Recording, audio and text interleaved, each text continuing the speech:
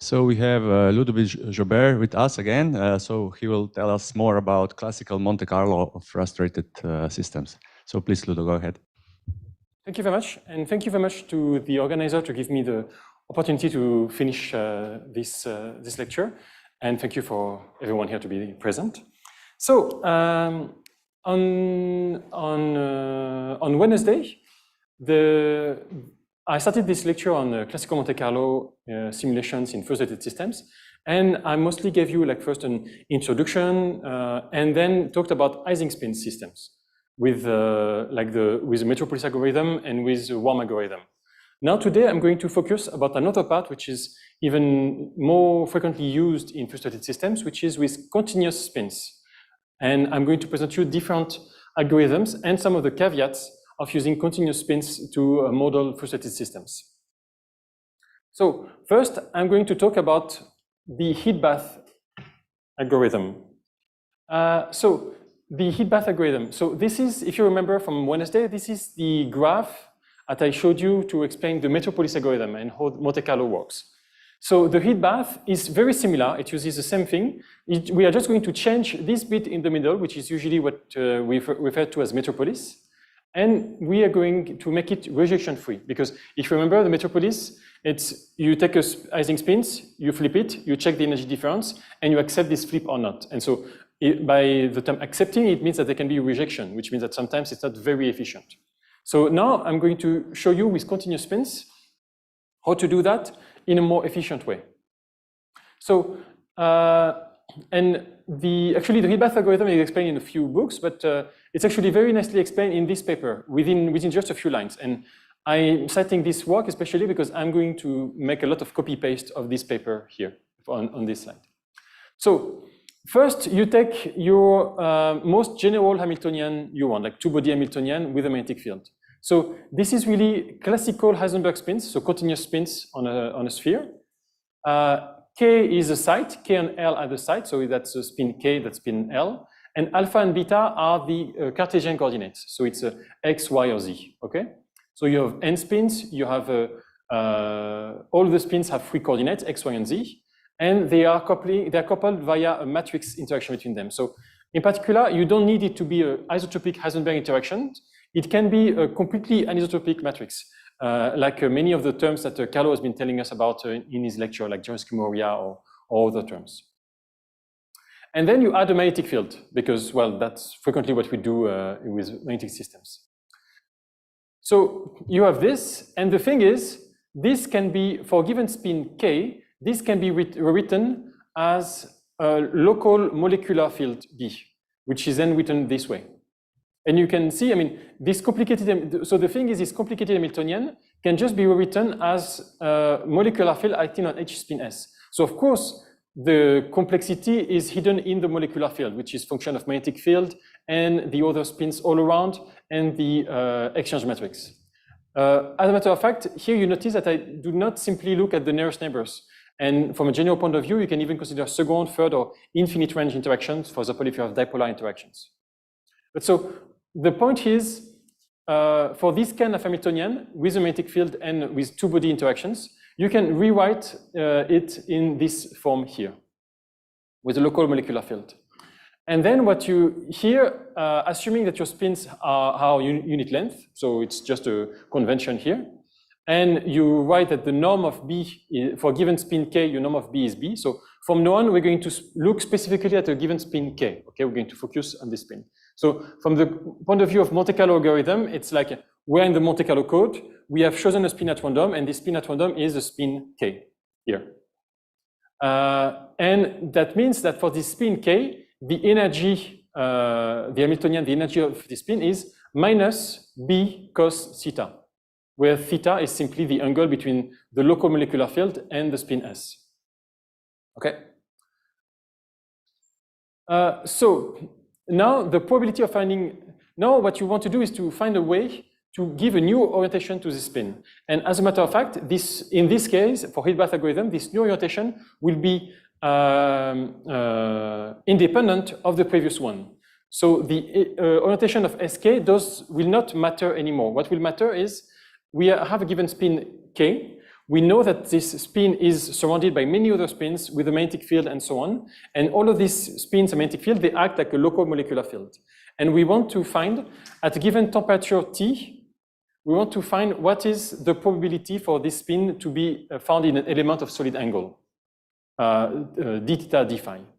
And so this probability is as follows. Probability to be at a given angle theta phi, sinus theta, d phi, so that's the usual things you know in spherical coordinates, is equal to the Boltzmann factor within this solid angle with the normalization.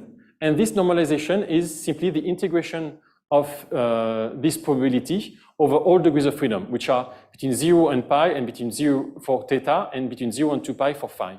So this is really simply because we have a continuous Heisenberg spins that is points on a sphere, and the theta and phi simply gives you the coordinate on this sphere.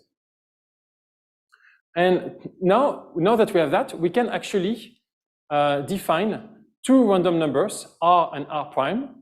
And by defining them this way, we can, you see that this, in the Monte Carlo code, what you're going to do is that you're going to look for two random numbers between 0 and 1.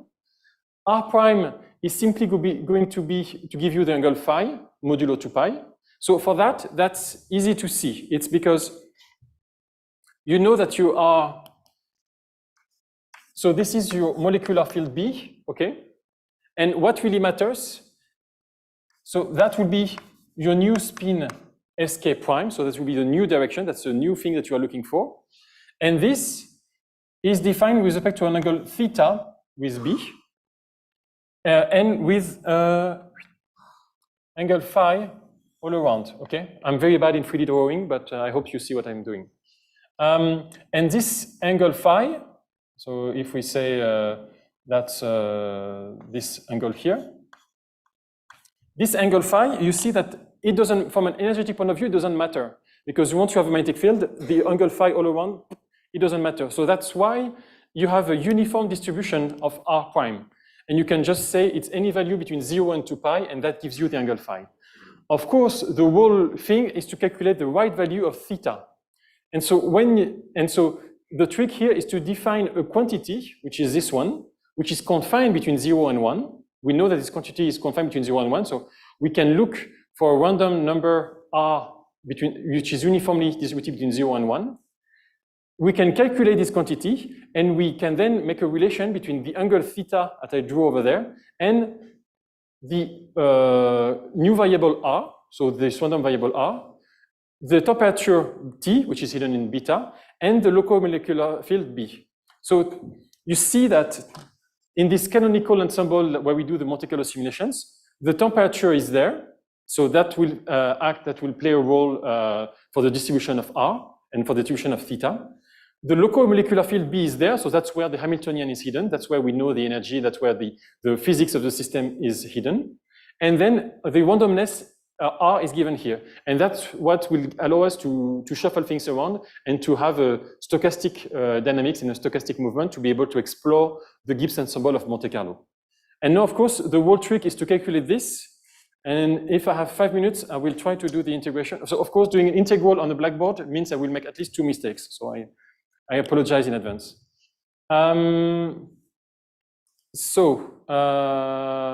We have R equals 0 to 2 pi d phi, 0 to pi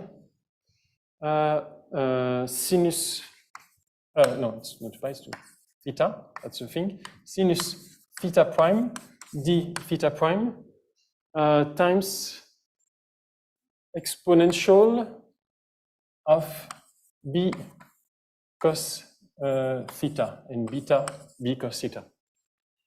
So you see h1 is minus b cos theta and it's exponential of minus beta h, so that's what gives me the beta b cos theta here. And this is divided by the c. Yes. Is it one of us? Yes, that's okay. So that's 0 to 2 pi d phi, 0 to pi sinus theta prime d theta prime exponential of beta b cos theta. And so you see the numerator and denominator are almost the same. The only difference is here you have a pi and here you have a theta. Okay, and this this is R, this probability is a probability to go up to a given angle theta, basically. That's what it gives you. So we can simplify this, okay? And here we just do, we just replace it. So we have x equals cos theta. So dx equals minus sin theta d theta. And this is how we can rewrite R, and of course, theta equals 1 means x, no, theta equals 0 means x equals 1, and theta equals pi means x equals minus 1. So we have R equals from 1 to theta of minus dx exponential of beta bx divided by minus 1 to minus 1 dx exponential of beta bx. And that, when you compute it, that gives you 1 over beta b exponential of beta bx. Actually, it's well, sorry, it's cos theta now. Yeah, cos theta 1 over beta b exponential of beta bx minus 1 1, and that, yes, I think I'm doing it right. Exponential of beta b cos theta minus exponential of beta b divided by beta b minus exponential of beta b. And so this is how you get when you replace all of this. So what you want is to extract cosinus of theta, okay? So once you extract all of this, you get this over there, and beta b. So you've got essentially cos theta equals 1 over beta b logarithm of this 1 minus r exponential of beta b plus r exponential of minus beta b. Is it? Yes. Okay. Well. So, and this is how you obtain this formula here. So you see the step. We have simply calculated with a given Boltzmann factor what is the probability to be in a given angle theta phi. Once you know the local molecular field acting on a given spin. And then you just define two random variables with 0 and 1, because that's what the computer usually very easily give you. So when they are equally distributed within 0 and 1, such that one of them will give you phi, so this one is easy, and the other one will give you cos theta, which would be the angle between your new spin configurations and the field B. And once you have that, this is accepted, and you can change the position. And as I said, this new position is independent of the previous one. So that's actually a very efficient way to decorrelate the system, because it's always accepted. And as you can see, this is a curve that gives you R cos theta in function of R, okay? So R is a random variable between 0 and 1, and that's for different values of beta, for a simple Heisenberg antiferromagnet, a simple Heisenberg ferromagnet. And so you see that for beta equals 0, 1, so which means for high temperature, it's roughly straight. So R and cos theta are roughly linear. So the random value of R gives you more or less a random value of theta. And that's because when you're at high temperature, you can just flip all around this angled all around the molecular field B, it doesn't matter much because you're at high temperature. But then as you cool down, you see that the value of R, except if you are very close to 1, the value of R is really quickly going to give you a cos theta close to 1, which means an angle theta, a small angle theta. And that's because as you decrease the temperature, you want your new configuration to be as close as possible from the molecular field. Okay, so this is very standard heat bath algorithm for continuous spins. If you have any questions, feel free to interrupt me. Then the next thing is continuous spin with over-relaxation. So up to now, we are always moving in a canonical ensemble. So which means the temperature is fixed. We are connected to a heat bath at a given temperature, and the energy has an average value, well-defined average value, but it can fluctuate. The over-relaxation is actually happening in the micro-canonical ensemble. That means that now we have a given spin configuration, and this spin configuration, we want to move it at fixed energy. So which means, again, that the move will always be accepted. So this is the beginning, the same thing as before. So you have your spin configuration with completely Hamiltonian. From the point of view of a single spin, it can be seen as a local molecular field acting on this spin. And now, this is the technical part. You are going to turn around the molecular field, and that's it. That's basically, I mean, that's all. This is over-relaxation. So that's really nothing fantastic, nothing complicated. It's just you have your spin like this. You have your local molecular field B, and you're just going to turn around. And as long as you keep the same angle theta, the energy is not going to change. So then after that, you of course. The way to do it, you have to be careful. For example, if you have different sublattices, you are first going to do a whole sublattice before moving to the next. Because you see that if you do a whole sublattice, this sublattice will not see, with nearest neighbor interactions, they will not see the,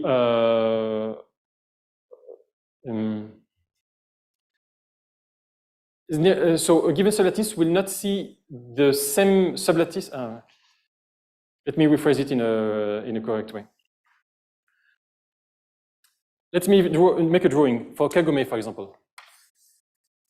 So this is sublattice 0, this is sublattice 1, 2, this is sublattice 1, 2, okay? So if you have nearest neighbor interactions, all the spins on sublattice 0, they will only interact with spins on sublattice 1 and 2, which means that in a given configurations, you can change all of the spins on sublattice 0 at the same time in parallel, because the energy will be fixed because the energy only depends on the other sublattices 1 and 2.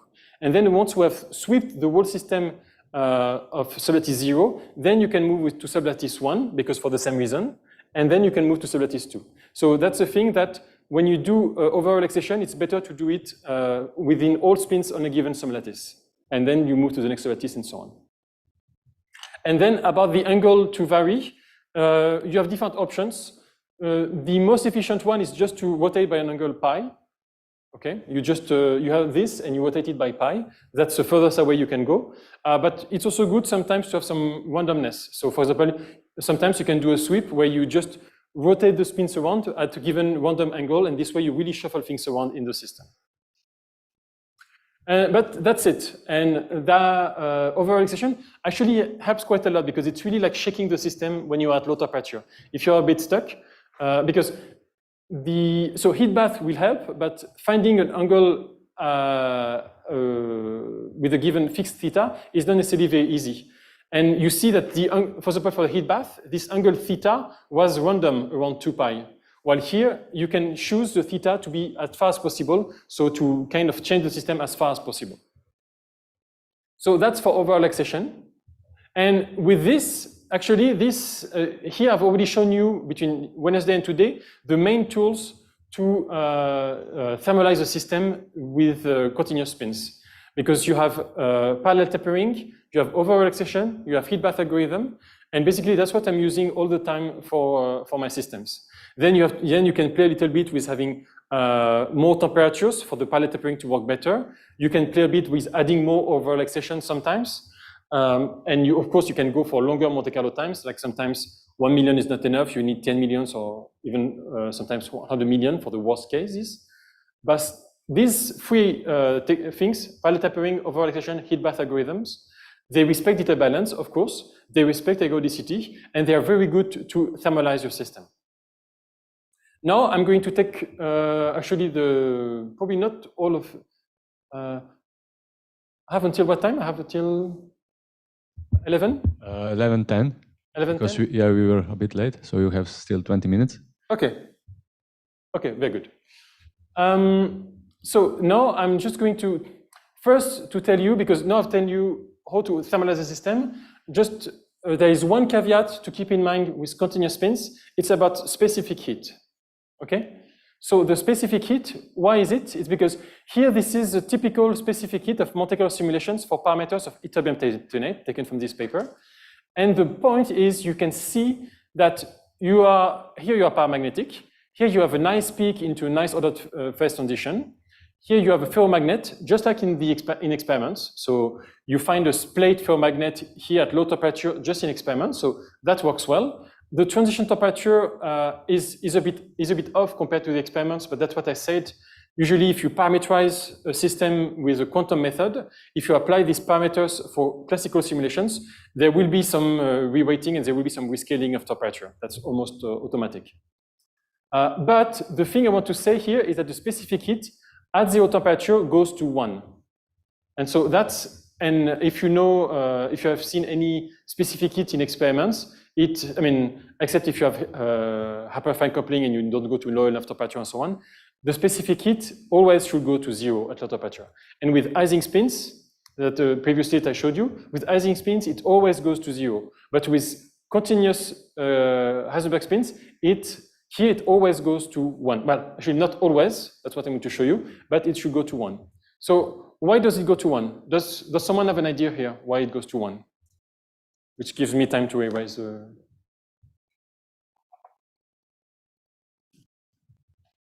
Yes?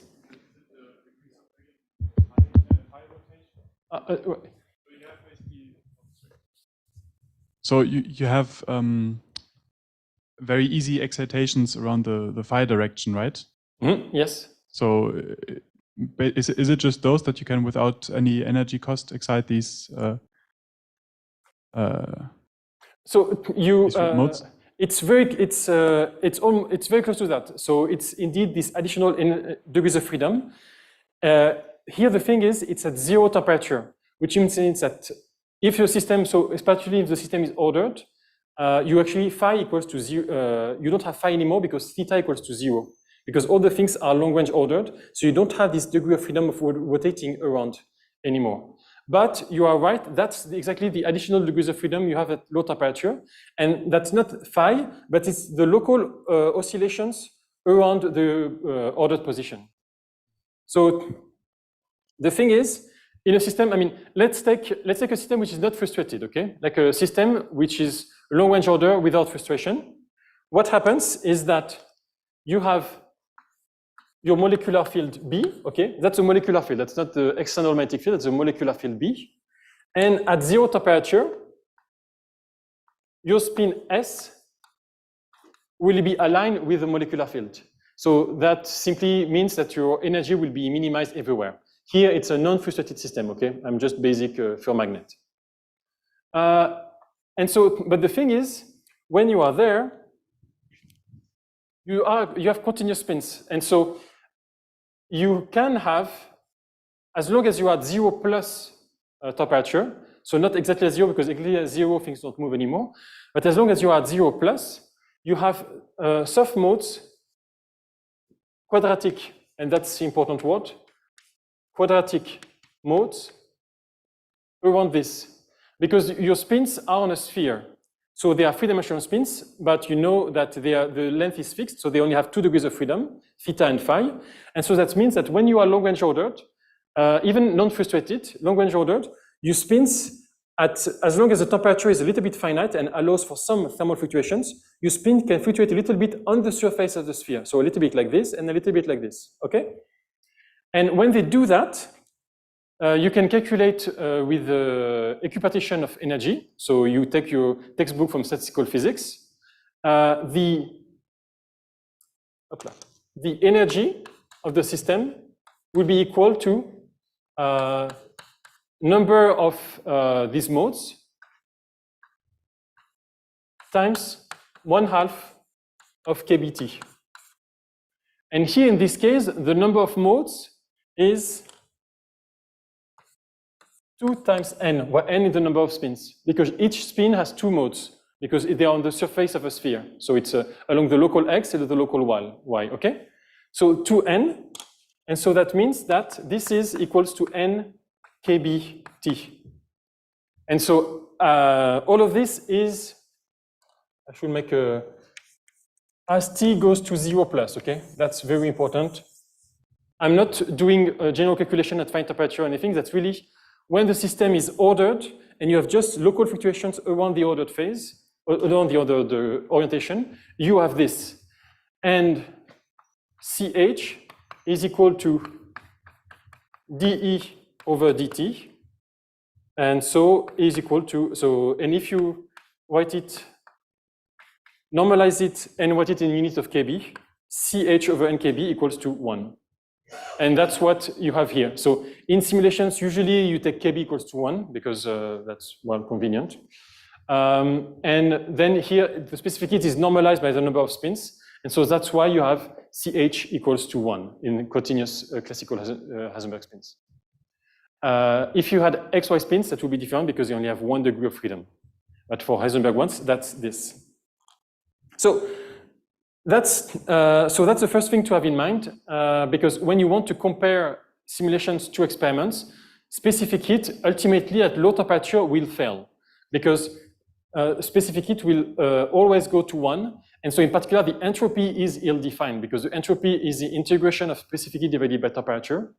And so since integration means the area, and this area, actually, this will, if you integrate C divided by T, as T goes to 0, this is a constant, so C divided by T will diverge.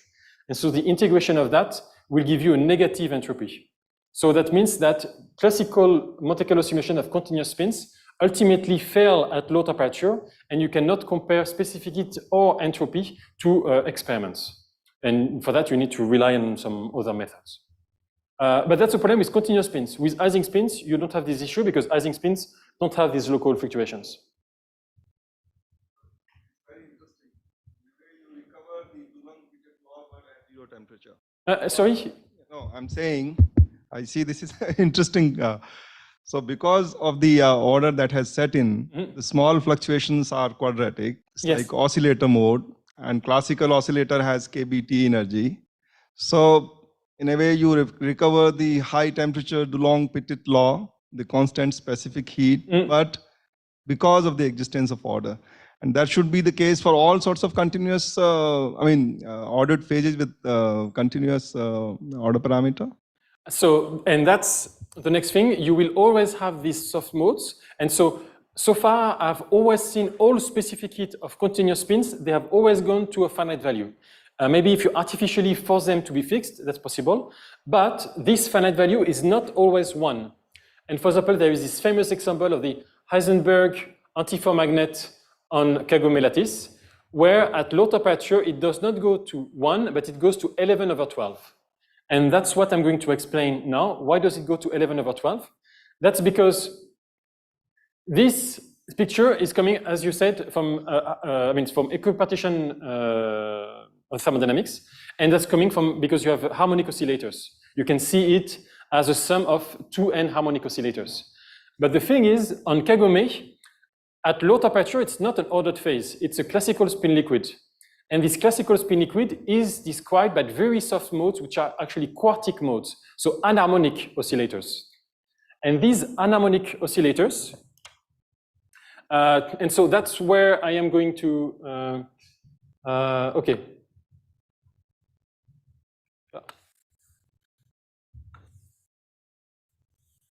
Okay, up. Okay, that works. So the thing with Kagome is that there is one quartic mode per hexagon, okay? And so that's why I draw it, because you need to count how many hexagons per spin. And that's actually easy. Just take your top triangles, okay? Top triangles, like this one, this one, this one. I mean, top, actually, I mean up triangles, okay? That's better analogy. So you take all of your up triangles, and if you sum the spins on these up triangles, you will get all spins in the system, because every spin is shaped in an up and a down one. So if you ignore the down one and just consider the up triangles, you will see all of the spins in the system. And then, if you want to count how many hexagons you have, you can just realize that each hexagon is attached to one to the top of each top up triangle. So here is attached to this one is attached to this one, and this one, okay? Which means that you have, if small n is small n equals number of spin in a sublattice, okay? Then big N equals to 3 times n, okay? And n is also the number of hexagons, okay? So now, I mean, I'm not going to do anything magical, but it's just if you come back to this counting here, the value of CH is equal to n, the number of spins, times 2, because there are 2 modes per number of spins, times 1/2 of kb, okay? And now you want to subtract all the, so the n/3 modes of in the hexagons, because they are not quadratic anymore, but they are quartic, which means divided by n/3 kb plus n/3, so n/3 1/2 of kb plus n/3 1/4 of kb. So here, what I have done here, what I have done is, this is the one that you have with only quadratic modes, and here what I have done is subtract the quadratic modes, which are actually not quadratic, but are quartic, and add the contribution of quartic modes. And this equipartition StatMech will tell you that the quadratic mode will give you a 1/2 kBt for the energy, and the quartic modes will give you a 1/4 of kBt. That's just integration of exponential of alpha x to the 4th or alpha x to the squared. And when you do this, this gives you n kb minus n/6 kb plus n/12 kb. And this, if I am not mistaken, that's simply 1 minus 1/12 n kb. And so that's 11/12. Okay? And so this was first calculated and also simulated in this paper of 92, so 30 years ago, with John Choker, Peter Holsworth, and Eugene Schender, I think. I'm not sure I remember his name. So that was first done like 30 years ago, and this was very nicely shown in these very nice Monte Carlo simulations by Marie Zitomeski 15 years ago. And you see what happens in classical Kagoman TIFR magnet, that you have a paramagnet, then you have a plateau in the specific heat which corresponds to the kind of classical spin liquid.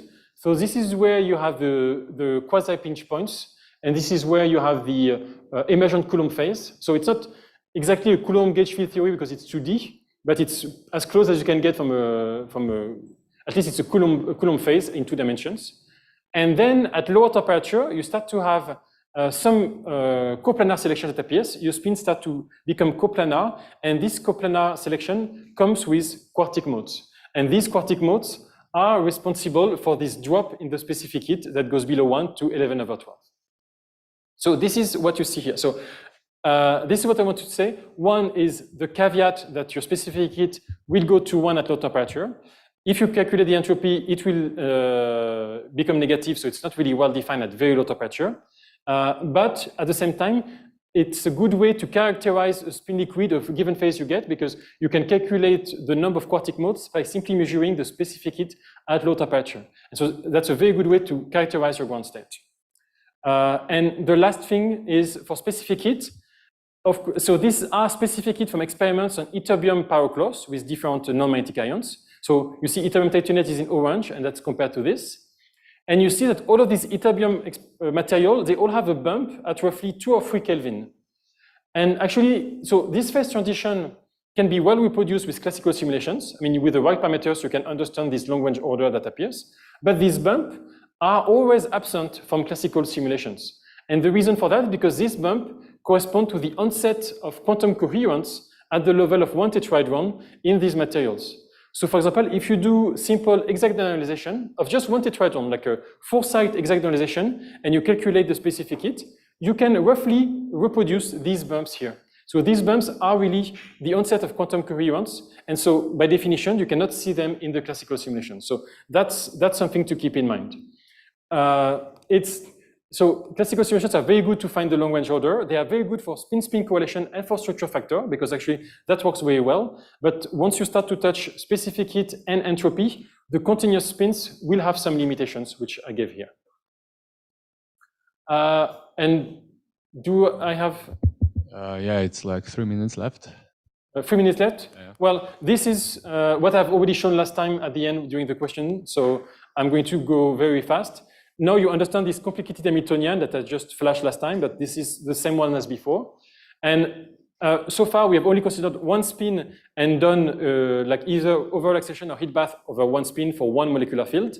But now if you use Landau-Lifshitz or block equations for the semi-classical dynamics of these spins, you can then use Runge-Kutta method to solve this differential equation numerically. And when you do that to all of the spins in parallel, so it's a little bit like what we did before, but here now it's all of the spin system that moves in parallel, and the dynamics follows this semi-classical dynamics, and it is solved numerically with Runge-Kutta. It looks complicated, but it's actually pretty straightforward to implement. I mean, that's, at least that's what my smart student told me, so I believe him. And that's, and as I said, if you want to have more details, look at this paper, and the supplemental material is pretty good. And one last question has been mentioned. Rico is not anymore a student. He's a well-established postdoc in University of Tokyo. So I made a mistake last time when I showed these slides, just to correct it. So thank you very much. Okay, so let's thank Ludo for this very informative tutorial. Are there any questions?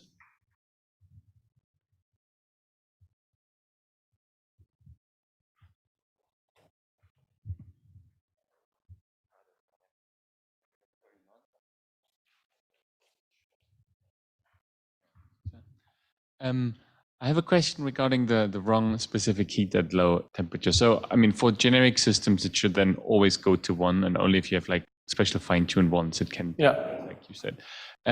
Are there any phenomenological ways of curing that problem in order to connect to the quantum cases where C goes to 0?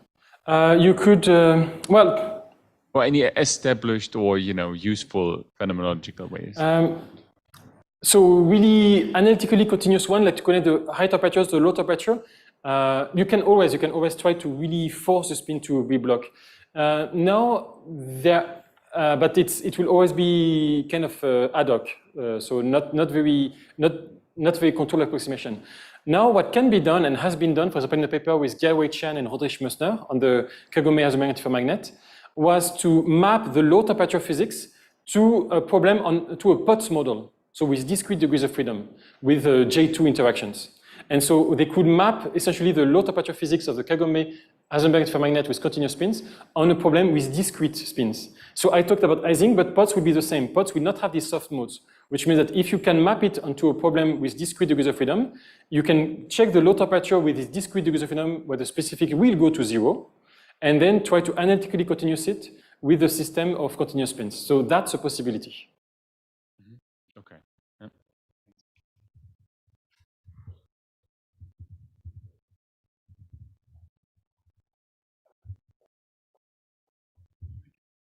Yeah, actually also about the specific heat capacity. So can you again explain why in an experiment we do not have these soft modes?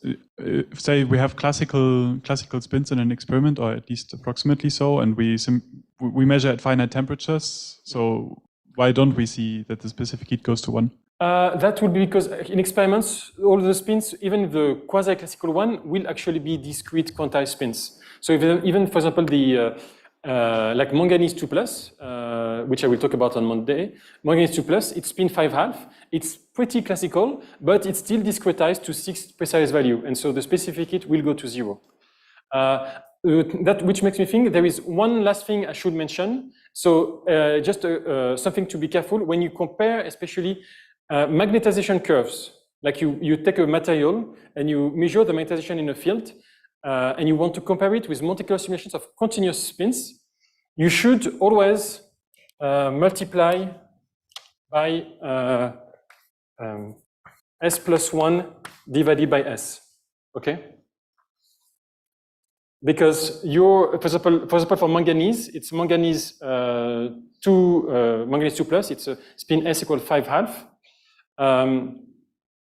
And so the side of the, for example, if you do is that on a powder sample, the powder one, the average effective moment will be S times S plus 1, while for the classical Monte Carlo, it will be S squared, which means the ratio of the two will give you S plus 1 over S. And so that might seem like nothing, but even for a large spin like 5/2, S plus 1 over S, that would be, so 5/2 would be 7/2, so it would be 7 divided by 5, that would be 1.4. And so 1.4, that's a noticeable difference. And so we have done that, for example, and when we compared the data, it did not match, but when we just add this factor, the data match perfectly between simulations and experiments. So another thing to keep in mind. Okay, thank you. Is there any other question? Yep.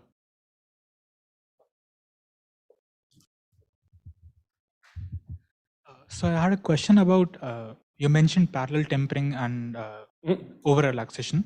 So essentially is the purpose of parallel tempering or over-relaxation to get the system out of a configuration space, which is if the system is stuck, so you have to get it out of the configuration space if the heat bath algorithm is not enough. I'm sorry, I didn't hear the very last. The heat bath algorithm is not able to explore the entire configuration. Yes. So first, it could be, for example, there can be Hamiltonians where it is an issue and when things get stuck and you need parallel tempering and over-relaxation to get it unstuck. But otherwise, even for a nice system, it can simply be a way to decorrelate the system very quickly. Because your Monte Carlo, at the end, you do statistical ensemble average, which means you want to have independent spin configurations. And so if you just have the heat bath algorithm, it might take you, for example, I don't know, 100 Monte Carlo steps to have something independent. But if you use parallel tempering and over-relaxation, maybe you will be able to do it in 10 Monte Carlo steps. So of course, parallel tempering and over-relaxation will add a bit complexity and a bit time in the simulations, but you might be able to gain a factor 5 or a factor something in the time of your Monte Carlo with that. Carlo? So if I understand, you do the usual whatever Metropolis algorithm, and then at certain point you see that you're stuck, you do over-relaxation, and after that you continue, or do you need again to do thermalize, or? So in practice, now that it's coded, I do use it all the time because over-relaxation, parallel tempering, and heat bath, they respect detail balance and they respect ergodicity, which means you can just use them all the time.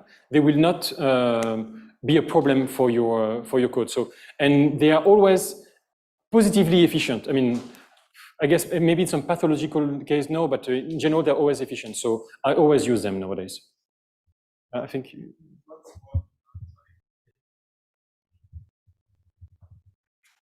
No, maybe that specific heat going to 1 is not a problem. It's just telling us that no real system should be modeled as continuous classical variables at sufficiently low temperatures. For instance, the classical specific heat being constant in ancient times, and then Einstein, just quantizing the oscillator and getting the 0. It just says it's inevitable. You shouldn't model any real system at sufficiently low temperatures with continuous classical variables. So either the variables ought to be discrete in some way, or it should just be quantum mechanical. So yes, I mean, at least for these quantities. But the thing is, for example, for magnetic measurements, for example, the Bragg peaks, even if this is a problem, the Bragg peaks from structure factor might give you the correct ones of... because the order has set in. Exactly. And that is giving these classical oscillators. Yeah. Order will come by.